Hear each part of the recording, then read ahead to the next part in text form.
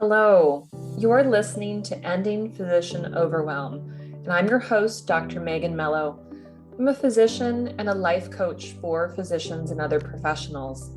In this podcast, we look at why, as physicians, we often get stuck in feelings of overwhelm, anxiety, and burnout, and how we can break out of toxic thought patterns. My hope is that each episode gives you an opportunity to heal and get more clear on how you want to show up in your life and your work. And now, let's get started.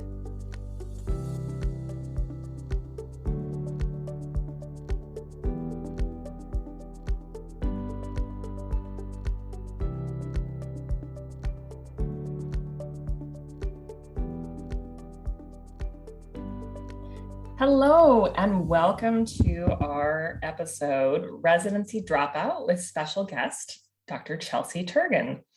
So Chelsea Turgeon is a #1 bestselling author of the book Residency Dropout, and she is working as a career and burnout coach for healthcare workers who are ready to find fulfillment and happiness in their career.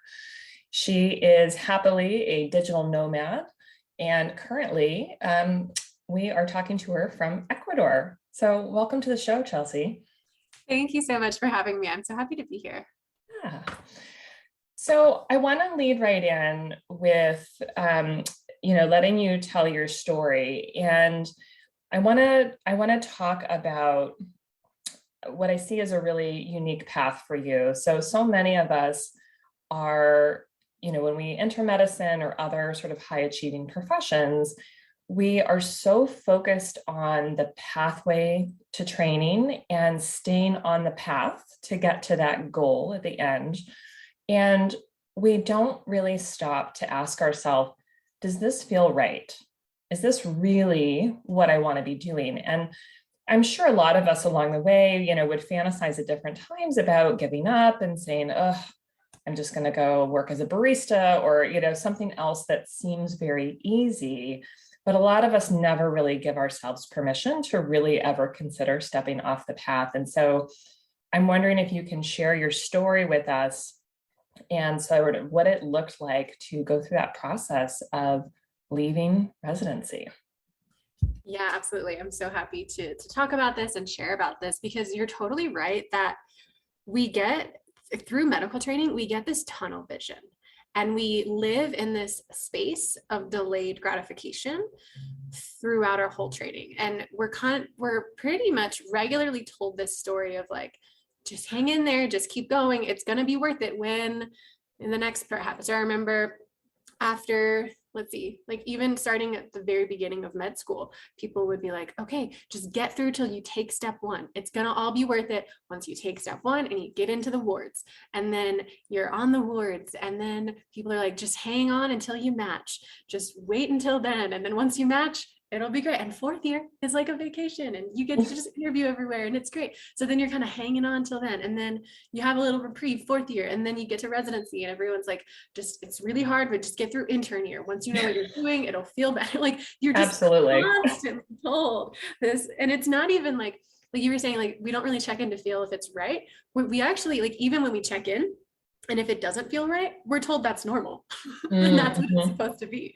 And so we really kind of get this warped sense of just how your day-to-day life is supposed to feel. And you kind of live in this suspended reality of, I'm just kind of holding my breath until I get to this finish line. And it's this mentality of constantly putting any sort of happiness, and not any, like we all have like moments of happiness, but putting like a real day-to-day happiness, we put it off into the future. But the problem is when you get to the finish line, you're not used to being at the finish line. And so you're just always used to holding it away from you. And so you still don't feel like you've made it and you still don't feel like you've arrived. And it's just kind of this whole mentality of like, you don't get to enjoy now, you have to suffer now, but it'll get better in the future. So that's kind of like what we're all taught and what we live in. And I was living in that as well. And I, like you said, you dream about it. You're like, oh, I would love to. I think I learned about being a digital nomad my 4th year of med school, and I was listening to this podcast of this person who, like, she was making her full-time income from her podcast, and she was traveling around Europe, and I was like, who is this girl? What is happening? And I literally wished I could be her, but I would tell myself that's not real, that's not a thing. And then my sister actually started working with a life coach at some point, I think during my 4th year of med school as well. And I was like, what's that? What's a life coach? What are you doing with her? What's happening there? And then as like going through the transition into residency, I was like, I think I need a life coach. So I started working with her too. And she's emailing me from like Rome, and she's traveling. And I just felt this sense of like jealousy. And I think the reason we feel jealousy is because we have a desire, but we tell ourselves we can't have that desire. Yeah. We deny ourselves permission, essentially. So we're holding it away from us, and we're like, oh, well, that would be nice. Or we feel kind of like bitter or resentful about it, because we're telling ourselves that's nice for someone else, but it's not nice for you. And I just remember having that mentality for so long. And I think for me, what started to change that is I really hit a rock bottom.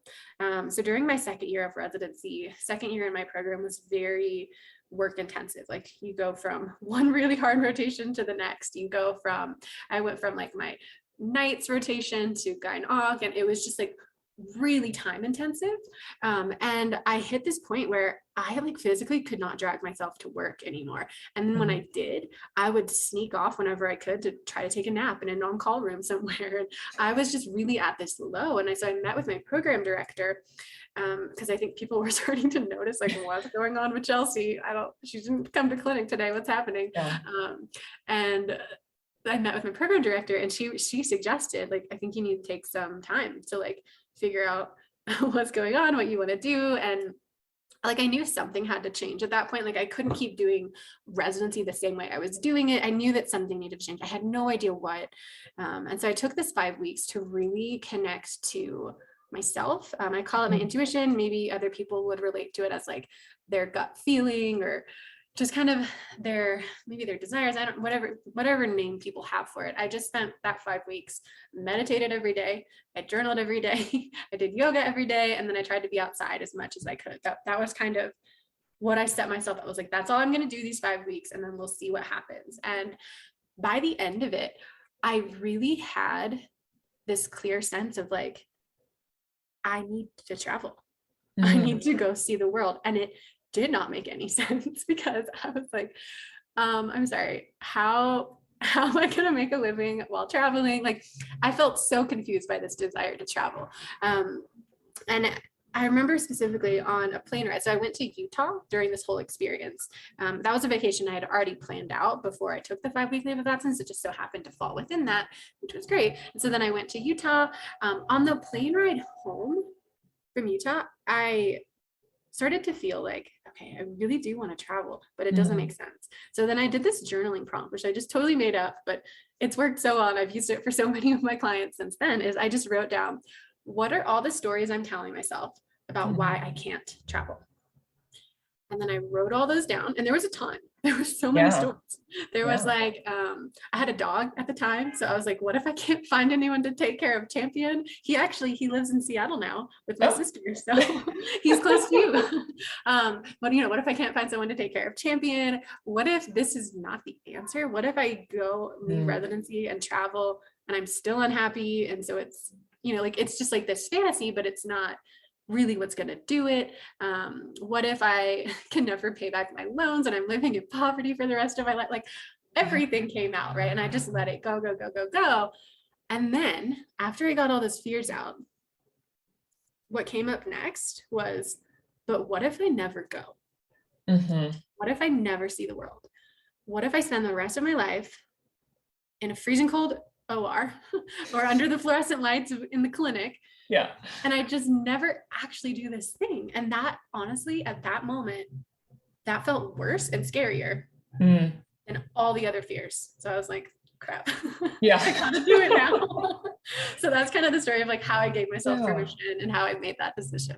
Yeah. And I think that's so important, because like when you actually sit down and sort of confront your own truth like that, by taking the time to really journal, or, if you're working with a coach or, some kind of guide, you can't unsee that work for yourself, right?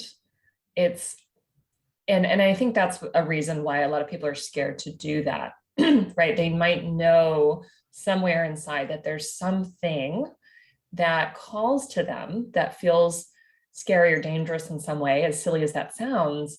And they're very afraid to explore it because what if that makes me blow up my life, right? What if I then decide I have to leave, such and such thing, or leave my marriage, or any number of other major disruptions. Yeah. So that's so good. It's so true though. Like that fear of being honest with yourself and really sitting with your truth. It's so real. And I fully like acknowledge that that is scary, but it's really important to know that like nothing you're being called to do, like nothing that's really your truth, it might be scary to go through, but it's going to feel better on the other side. Yeah. And juxtaposing that with, living in a way that you don't feel fully aligned with, which is not to say that, everybody ought to just drop out of medical school and residency or stop doing whatever career they're doing. Right. But just, that opportunity to really sit down and work through like, what do I really want? And what am I telling myself about, kind of where I am right now? Yeah, it's so important. And yeah, everyone's path is going to look different. And that's really important. But that's where your truth comes from. Like that's where you have to check in with your truth.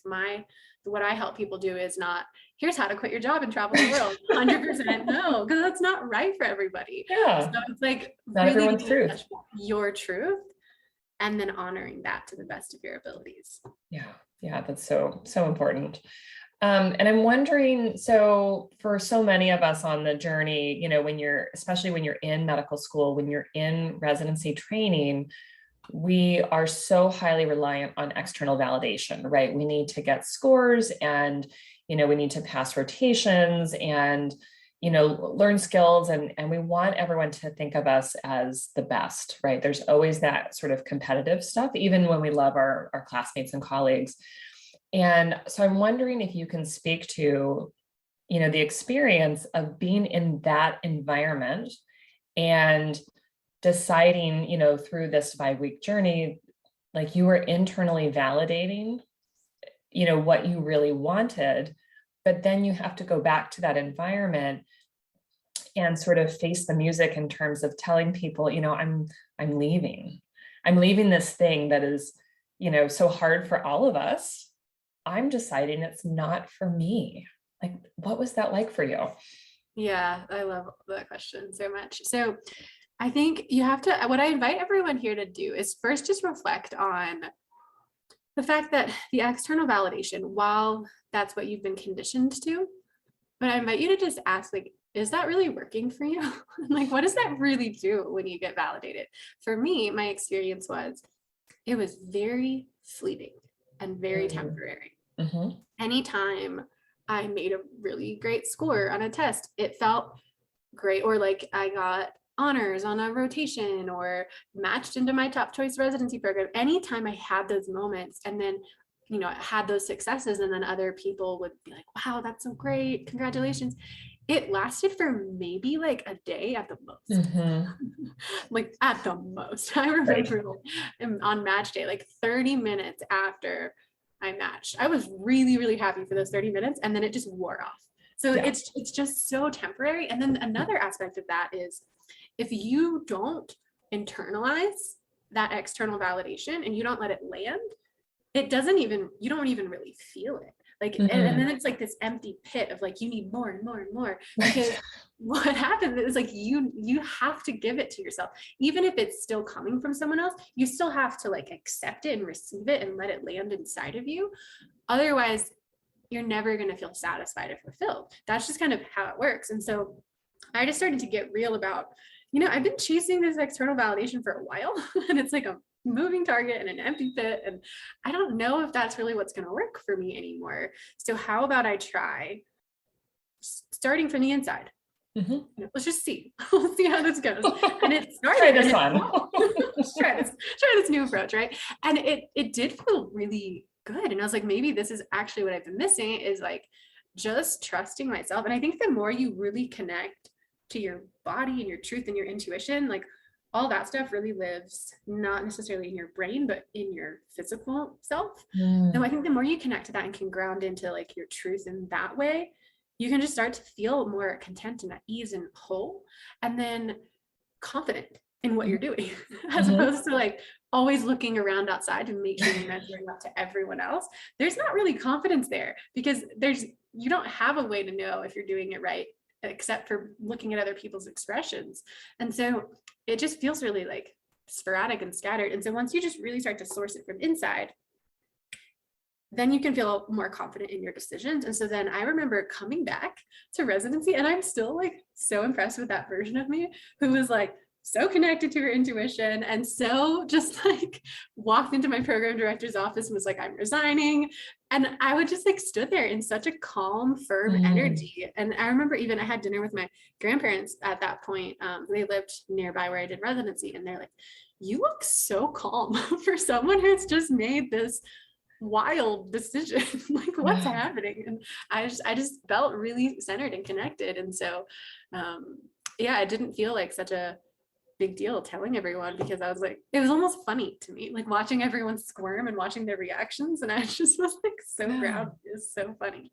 Yeah, I think that's so important, and sort of doing the work and preparation for that, so that you can arrive and really feel that settled feeling in your body, right? It's not just, the intellectual, like, okay, I'll do this and I'll say this thing. It's really being able to feel it inside, which I think is not something that a lot of us have a lot of practice with. We're so conditioned, and we get that dopamine hit when we say, okay, well, I'm gonna be a doctor, I'm gonna be a vet, I'm gonna be a this, I'm gonna be a that. Wow, that's amazing, is what we hear, right? And it just reinforces all of those external messages. And we don't tune in to that inner feeling of being settled in our bodies so often. Yeah. So I'm so glad you mentioned that. And not just having done the thought work, but also giving yourself the time to really sit with it, right? To be really settled, so that when you do come, you do bring that confidence. Yeah. Which is probably not to say, I'm sure you had some occasional thoughts that would still pop up of like, oh my God, what are you doing? Totally. Are you sure? Are you sure you want to do this? I have those moments, right? I had that initial moment of like, this is what I'm doing. And then I felt really confident and great at it. And then I remember I signed up for this life coach training program. And I remember like opening up my computer, and I was still working at the hospital because I had negotiated kind of like a part-time thing for 3 months after I turned in my resignation. And it was like that was in October when I turned in my resignation. And then this is in January. I had signed up for this life coaching program, and kind of in the program, it seemed like, okay, you just become a life coach and then you can make 6 figures, right? And I was like, oh, great, that sounds easy. And then I remember opening up my computer to start the program, and it was talking about kind of like how to get clients and the whole like process of like prospecting and reaching out to people and sales. And I was like, what? Yeah, what do I have to do to get clients? Like, this is what I have to do to make money? Can I go back? I don't want to have to do all of this. It felt like I literally was like, I want to close my computer and just actually be a doctor again, because that felt so scary. But then once I calmed down and like started to go through it like, so it's like you always have those moments, and then you have to just return back to your truth and return back to that like place within you that's like, okay, yeah, this is scary. This is not going to be easy, but it's the right kind of hard and the right kind of scary. And it's what I'm feeling pulled to do. Yeah. Yeah. And just accepting that those fears and anxieties that pop up don't have to be true. They don't have to be something that is a true warning sign, can just be like, no, of course you're feeling uncomfortable. This is new. That's okay. Yeah, I think of that as like, so I've named my like inner doubts and inner critics now, and it's doubting Dee Dee. That's like who my inner critic is.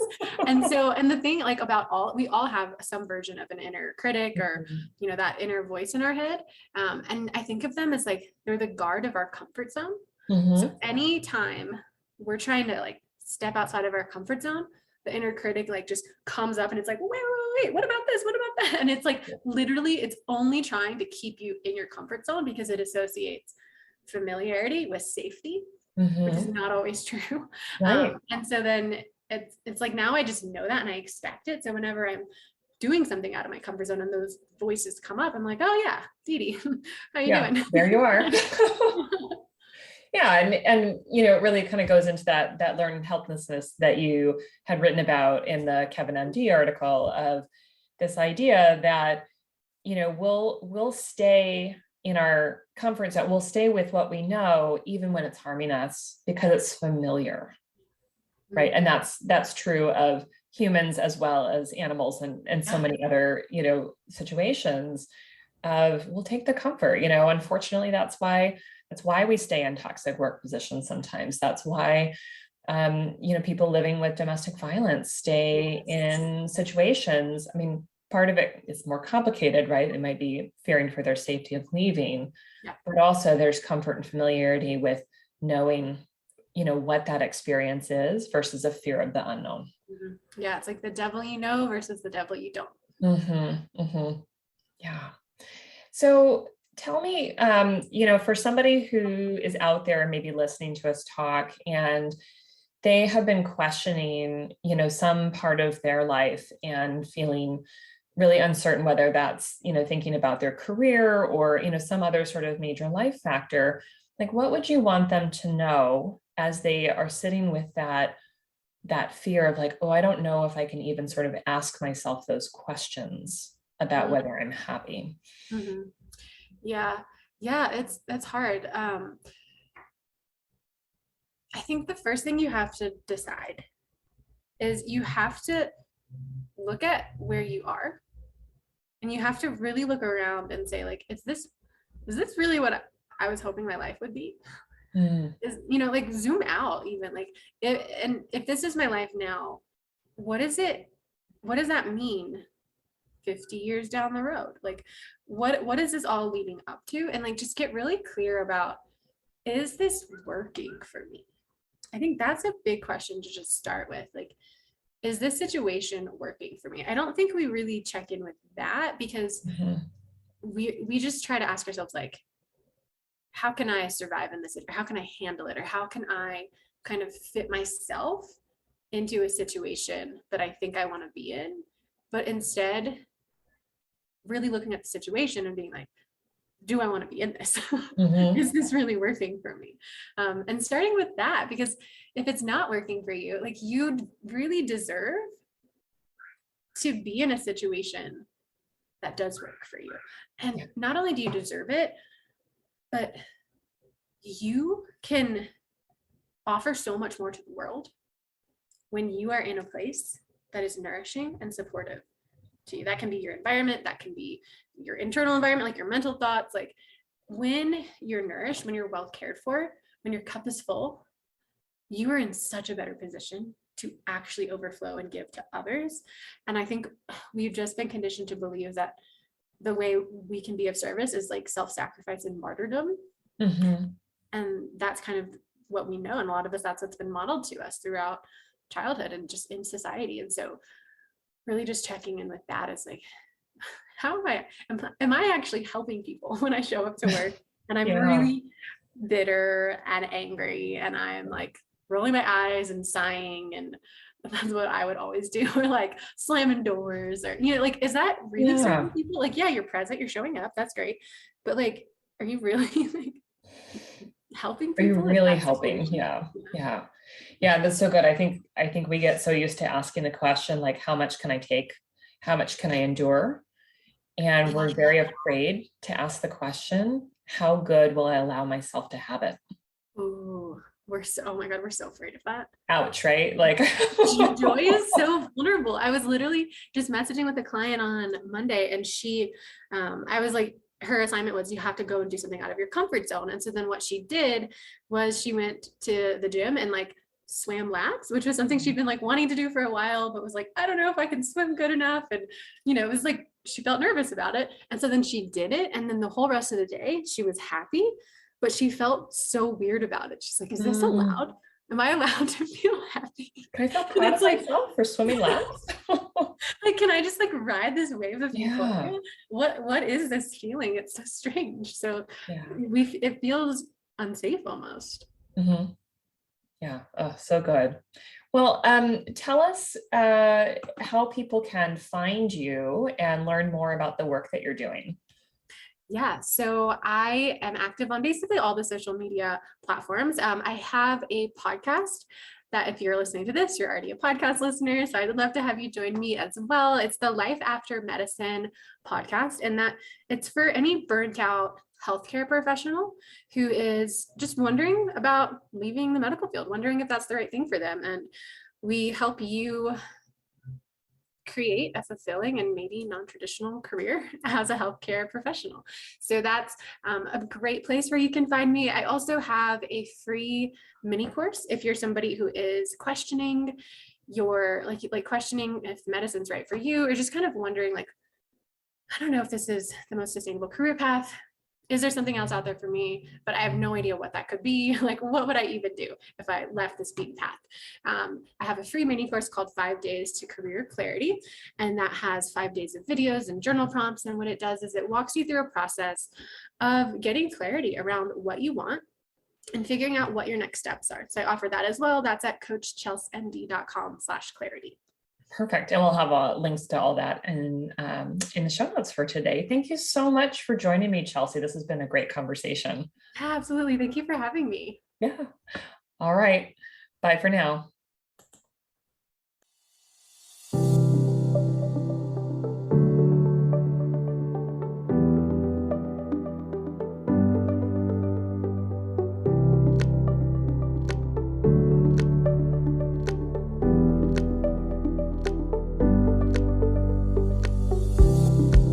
Thank you for listening to Ending Physician Overwhelm. If you've learned something today or felt moved, please share this episode with a colleague, and be sure to like and subscribe so that you don't miss an episode yourself. If you'd like to know more about me and my coaching practice, you can find more information at www.healthierforgood.com. Until next time, take care.